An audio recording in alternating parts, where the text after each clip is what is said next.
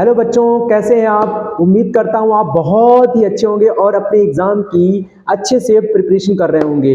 तो बच्चों, आज हम यहाँ पर बात करने वाले हैं एग्जाम को लेकर। जी हाँ, जो बच्चे एग्जाम को लेकर थोड़ा सा हवा बना रखे हैं, डर है उनके अंदर कि यार मतलब हम क्लास 10th में हैं या फिर क्लास 12th में हूँ, उन सभी बच्चों के लिए है ये वीडियो। ठीक है, क्लास 10th और 12th के लिए मैं आज यहाँ पे आपको पूरी बात बताऊंगा कि किस तरीके से कैसे आपको जो है ये जो कठिनाई आती है ना, पेपर वाली जो दिमाग में टेंशन आती है ना, इसको कैसे निकाला जाए और साथ में एक अच्छे मार्क्स कैसे लाया जाए। मतलब तीन तरह के बच्चे होते हैं। एक तो वो बच्चा होता है जो फेल से पास के बारे में सोचता है, सिर्फ पास हो जाऊं।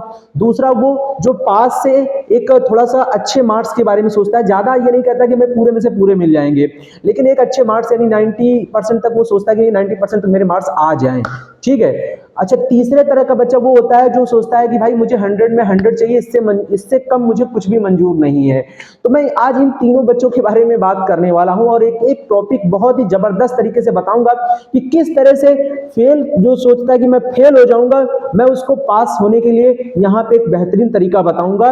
अगर वो चीजें वो कर लेता है तो ये बात मान के चलिए कि वो बच्चा पास हो जाएगा ही नहीं, उसके अच्छे नंबर भी आएंगे। ये देख लीजिएगा आप। नहीं तो इस वीडियो को आप डाउनलोड करके रख लीजिए, बाद में आप सोचेंगे और समझेंगे तो कहेंगे नहीं ये बात बिल्कुल सटीक थी। दूसरी बात ये हम कहेंगे कि जो बच्चे केवल पास से थोड़ा सा आपको 90% के बीच में अगर नंबर आप देख रहे हैं अपने आप को, तो उनके बारे में भी यहाँ पर बात मैं करूंगा जबरदस्त तरीके से। तीसरा जो है 100 में 100 लाने की बात करूंगा। तो चलिए सबसे पहले बात करते हैं जो बच्चे ये डर रहे हैं कि अरे यार हम सर मेरा मैथ्स का पेपर है, मैं मैथ्स में बहुत कमजोर हूँ, इवन मैं फेल भी हो सकता हूँ, तो मैं कैसे पास हूँ, मुझे इसके लिए क्या करना होगा। तो मैं आपको बताता हूँ। अब आप फेल के बारे में मत सोचिए, अब सिर्फ आप पास तो आप होंगे ही होंगे। आपके इतने अच्छे नंबर आएंगे कि आपसे ये कोई नहीं कहेगा कि यार ये बच्चा तो मतलब ये तो फेल होना चाहिए, तो ये पास कैसे हो गया। अब इसके अच्छे नंबर आ गए, इतने अच्छे नंबर आ गए, तो इतने तो अच्छे नंबर आपके आ ही जाएंगे, ये बात आप समझ लीजिए। आपको करना क्या होगा उसके बारे में सुनिए। सबसे पहले आपको देखिए, आपकी बुक में, मैथ्स के बुक में जितने चैप्टर्स है ना, जितने चैप्टर्स हैं, सभी चैप्टर्स में से केवल और केवल उन सवालों को देखिए जो कई बार एग्जाम में आए हुए हैं। अब आप सोचेंगे यार ये हमको कैसे पता चलेगा कि कई बार एग्जाम में आए हुए हैं। तो मैं एक बात बता दूं, अगर दिक्कत है आपको बुक से ढूंढने में तो एक अनसॉल्व ले आइए।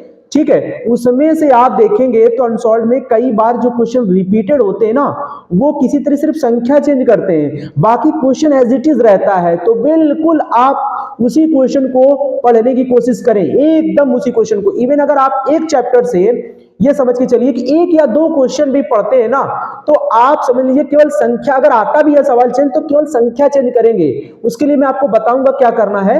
केवल संख्या चेंज करेंगे और कुछ भी चेंज नहीं करेंगे, सब कुछ सेम रहेगा आपका सवाल। ठीक है, तो कुछ भी दिक्कत नहीं होगी। अच्छा, ये पहला काम है, सारे चैप्टर्स में यही काम करना होगा। जितने भी चैप्टर्स आपके मैथ्स के बुक में है ना, हर एक चैप्टर से आपको एक या दो सवाल ही मुश्किल से फंसते हैं। ठीक है, तो आप उस सवाल को पकड़िए। उस सवाल को आपको समझने के लिए आपको अनसॉल्व अपने पेपर्स अपने पास रखने पड़ेंगे और देखना पड़ेगा पिछले ईयर में कितने जो क्वेश्चंस इस चैप्टर के हैं कौन कौन से आए हैं। तो आप देखेंगे तो एक एक क्वेश्चन ऐसा होगा जो बार बार रिपीट हो रहा होगा, तो उस क्वेश्चन को आप नोट कर लीजिए, ये क्वेश्चन इस चैप्टर को मुझे पढ़ना है। लेकिन अब आप सोच रहे होंगे कि यार इस क्वेश्चन को लिख लेने से हमें क्या हम पास हो जाएंगे, तो ऐसा कुछ नहीं होने वाला है। आप सारे चैप्टर्स के क्वेश्चंस को लिख लीजिए पहले, जितने इंपॉर्टेंट क्वेश्चंस बार बार रिपीट हो रहे हैं उसको लिख लीजिए। और एक बात मैं बता रहा हूं, केवल एक या दो ही क्वेश्चन आपको इंपॉर्टेंट मिलेंगे सिर्फ सारे चैप्टर्स में, चाहे जितने भी हैं। हम सिर्फ पास होने के लिए आपको नहीं बता रहे, थोड़ा अच्छे नंबर भी आएंगे, ये भी ध्यान रखिएगा। ठीक है, अब आपको करना क्या है कि जब आपने क्वेश्चन सिलेक्ट कर लिए, ठीक है, अनसॉल्व से मिलाकर आपने सारे क्वेश्चन सिलेक्ट कर लिए सारे चैप्टर से, उसके बाद आपको एक काम और करना है। दूसरा काम ये करना है कि आपको उस चैप्टर का फॉर्मूला याद रखना है। उस चैप्टर में जितने फॉर्मूले उस क्वेश्चन को लगाने के लिए जरूरी है ना, सिर्फ जरूरी है, जिस उस क्वेश्चन को, जैसे आपको कोई ये क्वेश्चन लगाना है तो इस क्वेश्चन में कौन सा फॉर्मूला अप्लाई किया गया है, उस फॉर्मूले को रट लीजिए भैया, लिख लिख के बार बार रट लीजिए, रहेगा दिमाग में तो आपका काम आसान कर देगा। ये बात ध्यान रखिएगा, ज्यादा फॉर्मूले भी आपको याद नहीं करना, मैं आपको सिर्फ वही फॉर्मूला याद करने को बोल रहा हूं। उस क्वेश्चन के लिए वही फॉर्मूला याद करके रख लो दिमाग में। देखिए पास होने की गारंटी नहीं ले रहा हूं, लेकिन पास हो जाएंगे और अच्छे नंबर भी आएंगे, क्योंकि गारंटी किसी चीज की नहीं होती है, लेकिन मैं आपको उम्मीद दिला सकता हूं जिसमें आप ये सोचेंगे कि यार नहीं ये बिल्कुल सही बात है, बिल्कुल सही बात है। आप चाहे तो आजमा के देखिए, मैंने अपने यहाँ कोचिंग में बच्चों को, मेरा जो खुद का जो है 14-15 साल का एक्सपीरियंस है, कोई आज का नहीं है भाई, मैं 14-15 साल से पढ़ा रहा हूं, तो मुझे पता है कि अगर ये तरीका लगाया जाए तो बच्चे कहीं ना कहीं अच्छे नंबर की ओर बढ़ सकते हैं। तो देखिए पहला काम आपको करना है, हर चैप्टर से जो है अनसॉल्व से क्वेश्चन सिलेक्ट करके रखने हैं, ठीक है। इक्का दुक्का क्वेश्चन ही लीजिएगा, ज्यादा लेंगे तो आप तो फिर कमजोर है ना, अपने आप को मानते हैं, लेकिन फिर उसी हिसाब से आप पढ़ोगे भी नहीं, तो उतने ही क्वेश्चन सिलेक्ट करना है जो बार बार रिपीट हुए हैं, ठीक है। तो आप ये ध्यान रखिएगा, अगर आप 10 चैप्टर हैं, 10 चैप्टर से केवल 20 क्वेश्चन ही उठाते हैं तो भी बहुत है, 20 क्वेश्चन आपके पास होने के लिए बहुत हो जाएंगे, ठीक है। अब सुनिए मेरी बात, दूसरा क्या करना है, फॉर्मूला। जी हाँ, दूसरा आपको उस क्वेश्चन का जो है फॉर्मूला, हर चैप्टर में अलग अलग क्वेश्चन होंगे तो अलग अलग फॉर्मूले भी होंगे। अगर किसी में ऐसा नहीं है कि फॉर्मूला नहीं लगा है तो उसको समझ के ही लगाया गया है तो फिर वैसे ही समझिएगा, लेकिन अगर फॉर्मूला है तो आप फॉर्मूले को याद जरूर करिएगा, नहीं सिर्फ वहां बैठे रहेंगे, कोई काम का नहीं होने वाला है आपका, ठीक है। ठीक है, तो पहला चैप्टर से आपको अच्छे क्वेश्चन सिलेक्ट करने हैं अनसॉल्व से, दूसरा आपको फॉर्मूला सिलेक्ट करना है, तीसरा आपको क्या करना है, तीसरा काम बहुत जरूरी है, बहुत ज्यादा इंपॉर्टेंट है, कैलकुलेशन। जी हाँ, कैलकुलेशन आपको ध्यान रखना है, कैलकुलेशन गलत नहीं होना चाहिए। कहने का मतलब यार हमने सवाल तो पढ़ लिया, फार्मूला भी याद कर लिया, अब हम माइनस प्लस लगाना ही नहीं आता है, कॉमन करना नहीं आता है, इंटू करना नहीं आता है, तो भैया कैसे काम चलेगा। इतना काम तो आपको करना पड़ेगा, उस सवाल को इतना रगड़िए कि मतलब वो सवाल रट जाए, इतना लगा दीजिए उसको कि कैलकुलेशन की गलती की गुंजाइश ना हो। अगर संख्या केवल बदल जाए तो आप भी संख्या बदल के सवाल लगा सको, इस तरह का कैलकुलेशन आपको सीखना है वहां पर। तो ये 3 काम अगर आपने कर लिए तो भैया मैं यहीं पर हूं, मुझसे बताइएगा कि आप पास हुए या नहीं हुए, यहीं पर आप इसी वीडियो पर आकर कमेंट्स करके बताइएगा हमको, ठीक है। अच्छा दूसरी बात, चलिए पास हो गए, अच्छे नंबर भी आ गए आपके। अब उन बच्चों के लिए जो भैया मीडियम में है, तो मीडियम वाले बच्चों के लिए भैया अगर आप ये है कि भैया आप चाहते हो कि 50 से 80 या 50 से 70 के बीच में रहे, मतलब हमारी इतनी ही औकात है, तो भाई मेरे आप लोगों को कुछ नहीं करना है, आपको एक सीधा एक स्ट्रेट लाइन हम आपको पकड़ा रहे हैं। क्या करना है आपको, सिंपल, हर चैप्टर के फॉर्मूले याद रखने हैं, ठीक है। और हर चैप्टर के जब फॉर्मूले याद रखेंगे तो हर चैप्टर के जो जो क्वेश्चन अनसॉल्व पेपर में बार बार आए हुए हैं आपको सिर्फ उनको निकाल के रखना है। आपको सिर्फ, आप सोचेंगे कि एक चैप्टर, उनको तो बता दिया था कि एक चैप्टर में एक ही क्वेश्चन लेना है, आपको एक क्वेश्चन नहीं लेना है, आपको जितने क्वेश्चन आए हुए हैं ना उस चैप्टर से हर बार अलग अलग वो सारे लेने हैं, वो सारे लेने पड़ेंगे। मैं अलग से कुछ नहीं पढ़ने को बता रहा हूं, पूरी बुक पढ़ो। मतलब जो अनसॉल्व में जो क्वेश्चन हर साल अलग अलग आए हुए पिछले ईयर्स के, वे सारे क्वेश्चन आपको पढ़ने हैं। जो 50 to 80 या 50 to 70 या 90 के बारे में सोच रहे हैं उनके लिए हम बता रहे हैं, वो काम करें ये वाला, सारे चैप्टर से आप कर लीजिए। फिर भैया दूसरा काम, फॉर्मूले। फॉर्मूले तो हर चैप्टर से याद कर लो, हर चैप्टर के सारे फॉर्मूले रगड़ दो, एकदम साबुन लगा के रगड़ दो, इतने अच्छे तरीके से याद कर लो कि भूलने का नामो निशान ना रहे भैया, ये ध्यान रखिएगा। दूसरा काम ये करना है।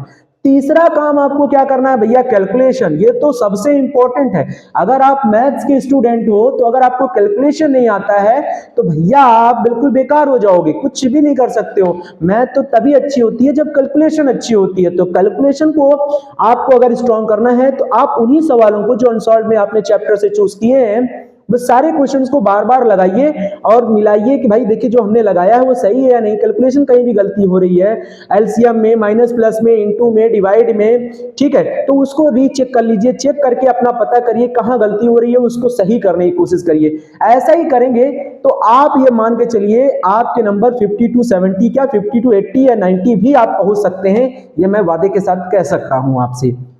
अच्छा, लास्ट बात हम उन बच्चों के लिए कहेंगे जो बच्चे 100 में 100 लाना चाहते हैं।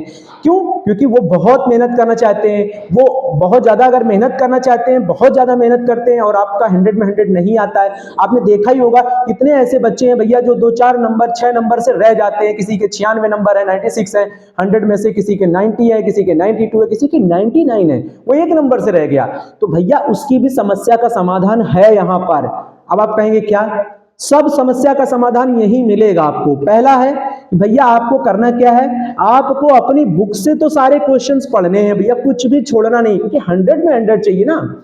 जब बंदे को 100 में 100 चाहिए तो पढ़ाई भी उसी लेवल की होनी चाहिए। सारे क्वेश्चंस, चाहे वो एग्जाम्पल हो, चाहे एक्सरसाइज हो, भैया आपको रगड़ देने, चाहे एमसीक्यूज हो, सबको एकदम बराबर पढ़ लो, कुछ भी मत छोड़ना। और एक काम सिर्फ और कर लेना, क्या, अनसॉल्व ले आना। क्या लेना, अनसॉल्व ले आके उनमें कई ईयर्स, पिछले ईयर्स के जो क्वेश्चंस होते हैं ना वो आए हुए होते हैं, तो उसमें कुछ ऐसे क्वेश्चंस भी होते हैं, लेकिन ये वही क्वेश्चन है जो 100 में 100 नहीं लाने देंगे, क्योंकि अगर 100 नंबर का पेपर है तो यार एक दो क्वेश्चन तो ऐसा आएगा ही आएगा जिसमें बच्चे अटकेंगे, चाहे कितना भी ब्रिलियंट स्टूडेंट्स हो, कुछ ना कुछ तो गलती करवा ही देगा बोर्ड, ये ध्यान रखिएगा। इसी स्तर से पेपर भी तैयार किया जाता है।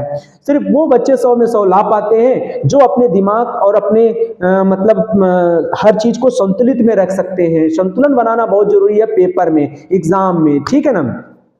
तो पहला काम आपको सब जो है अपनी बुक पूरी पढ़ लेनी है, उसके बाद अनसॉल्व लगा के अनसॉल्व लाना है और उसको हर दिन लगाना है, हर दिन प्रैक्टिस, उसमें कोई कमी नहीं होनी चाहिए। अगर उसमें आपने कमी कर दी तो भैया समझ लो खेला हो गया, 100 में 100 तो आपके नहीं आएंगे, भले 92 आ जाए, 99 आ जाए। वो एक नंबर जो छुड़वाएगा ना, एक ऐसा क्वेश्चन होगा जिसके बारे में आपने ना सुना होगा, ना जाना होगा, ना देखा होगा, ऐसा क्वेश्चन हो सकता है।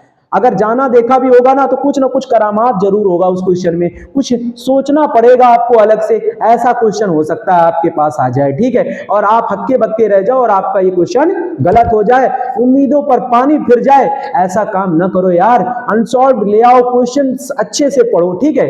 तो फिर हमने क्या बताया आपको, किताब पूरी पढ़नी है, दूसरा नंबर अनसॉल्व पूरा रट लेना है, लगा देना है, रगड़ देना है। तीसरा नंबर आपको क्या कर देना है, तीसरा नंबर आपको करना क्या है भैया, कैलकुलेशन। कैलकुलेशन पे बेहद ध्यान रखो। मैं तीनों प्रकार के स्टूडेंट्स को ये बताया हूं कि भैया आपको कैलकुलेशन पे जाना है और ये कैलकुलेशन ही मस्ट है। अगर कैलकुलेशन गलत तो सारे सवाल गलत, ये मान के चलो।